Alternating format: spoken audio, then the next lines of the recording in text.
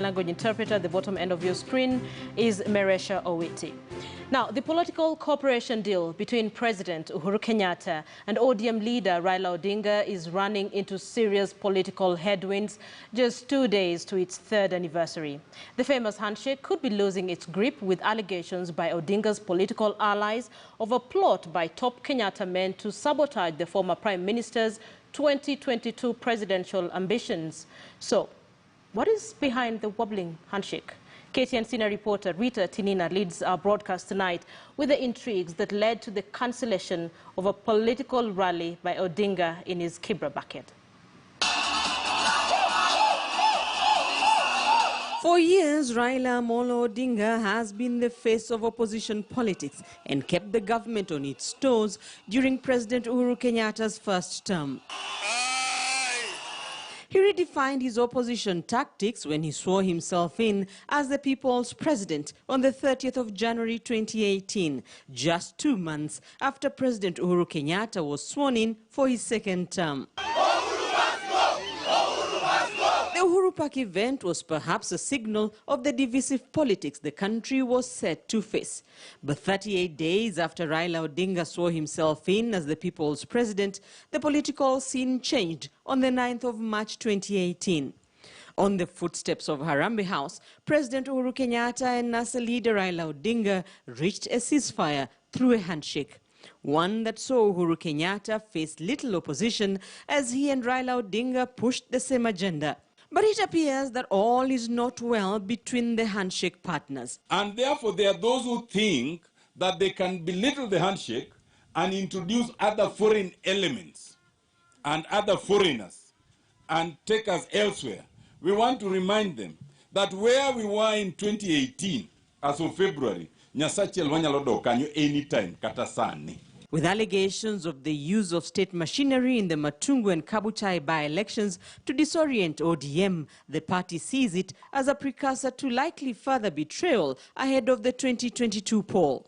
Point to the dissatisfaction within ODM, the wariness that they have, and the anxieties over the strength and the interests that the Jubilee wing of the handshake could be having.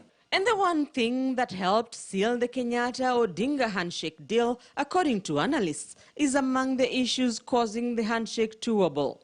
The BBI and resources set aside for popularizing it, with Interior PS Karanja Kibisho accused of meddling.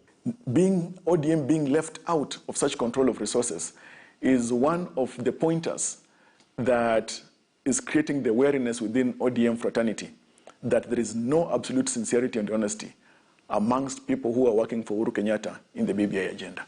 The latest sentiments by ODM, perhaps an indicator of the behind-the-scenes intrigues. The harmony of the BBI handshake is just actually between President Kenyatta and Raila Odinga, that there has never been pure harmony by members or politicians affiliated to Uhuru Kenyatta and Raila Odinga. For now, restructuring the management of BBI resources and a reassurance by Kenyatta to Odinga's troops may serve to give back the handshake its grip. The secretariat for the BBI gets to be done in such a manner that synchronizes the political interests of ODM and Jubilee, but primarily so to see how also members of ODM could be accessing some resources that are thought to be controlled and accessed only by technocrats affiliated to Jubilee and President Uhuru Kenyatta. On Sunday, a rally that was to be held in Kibra was dead on arrival after word reached newsrooms that Raila Odinga would not be attending at the last minute. According to sources, following sentiments expressed by Raila Odinga's allies on Saturday, there was a phone call between him and his handshake partner, President Uhuru Kenyatta, that cooled temperatures ahead of the meeting that was expected to be a heated one in Raila's stomping ground of Kibra. As expected, this tiff has elicited reactions from the handshake critics. What I want to advise our brothers in ODM, that do not take us back to those street battles. If you feel that something has not gone right, do not mourn more than the bereaved. Do not feel that you have been betrayed by Jubilee more than us who voted for Jubilee. But with the 2022 succession and BBI providing a platform for more division, how Jubilee and ODM handle the latest discord could shape the political landscape as referendum and 2022 campaigns gain momentum. Rita Tinina, KTN News.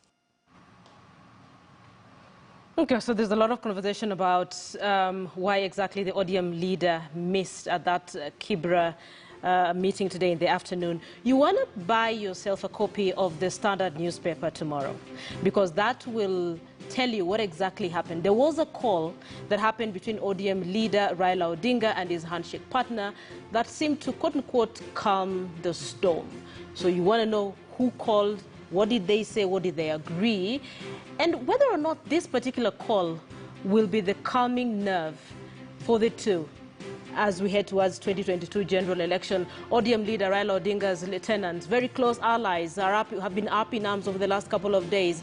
Raila, Member of Parliament, James Orengo, Raila's brother, Oburu Odinga, all of them just talking about the uncertainty right now that faces that handshake and the relationship between Uhuru and Raila. Get yourself a copy of the Standard, then you'll understand what really happened today.